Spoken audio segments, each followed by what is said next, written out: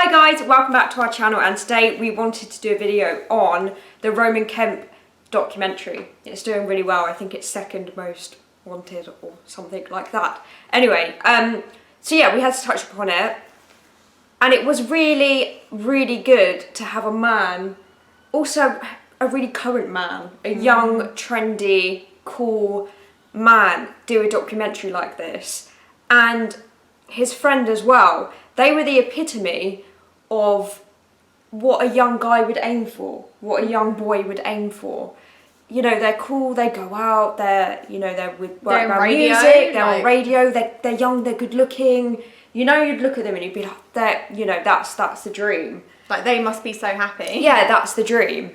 And yeah, he just spoke about his shock. I remember when he was saying that his friend had passed away.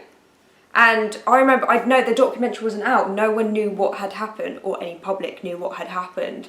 And I Googled it, because I really wanted to know. I knew that he was young, and I was like, this is a bit weird, how did he suddenly disappear? How did he pass away? Because everyone seemed really upset, but he was young. And you know, when someone young dies, you automatically think like, well, that's a bit unusual.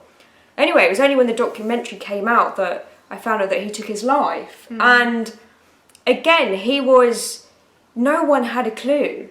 No one knew. Roman had not a clue that he suffered from this, and it was sad because he played back clips of them together, and he was just singing. They were in the park and they were singing, and he was like, he looked so happy there, but he must have been suffering. It's really sad when you think of that, when you think that they seem so happy, but then you know that deep down they were like really struggling. That's just a really sad thing to kind of like get to grips with. But obviously it hits Roman harder because Roman also suffers himself from different mental illnesses, and he's obviously on the medication, so he must also sort of know how the guy was feeling deep down. So it's almost like, don't know if it makes it worse because it's probably really bad anyway, but to know how that his friend was feeling. Yeah, and again, it was just really, really sad because, like, you look at this man and he had everything going for him. And it was really interesting as well because Roman touched upon sertraline. We've done a ton of videos on this channel on sertraline.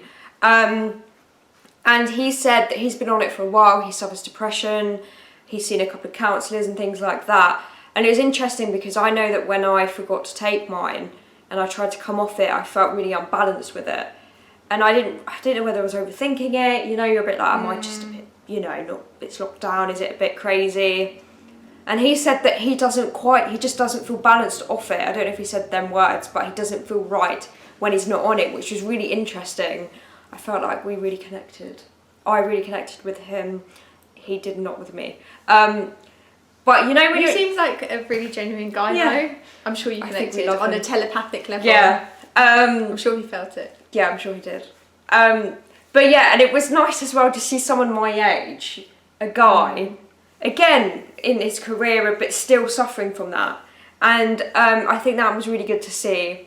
It was good in a sad way, though. It's kind of bittersweet, isn't it? It's nice to be able to feel like you connect, but at the same time, it's sad that he also suffers. But also, he was quite open about being on medication, which I liked. He was just sort of like, I don't know, I can't remember what he said. If he didn't always want to talk about it, but it was nice that now he has. But I think probably his friend's death has provoked it and been like, I need to do something about this, because at the beginning he sort of says, I want to help the other friends be the friend that I couldn't be. Although he was a friend, sometimes there's nothing you can do. And also, if there's no clue, how do you know? Yeah.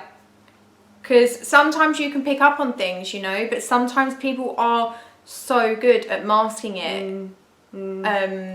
So sometimes, as a friend, you've done the best you can just by being their friend, because if there isn't a clue, how do you know? Exactly.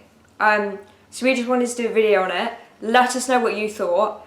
And yeah, what bits you picked out, what bits helped you, if you think anything was missing. Not that I think there was, but yeah, we'd love to know. And always check up on your friends and family. Maybe that's the point. Just even if you're triple checking and getting on their nerves a bit, just keep doing it if you suspect anything. Yeah.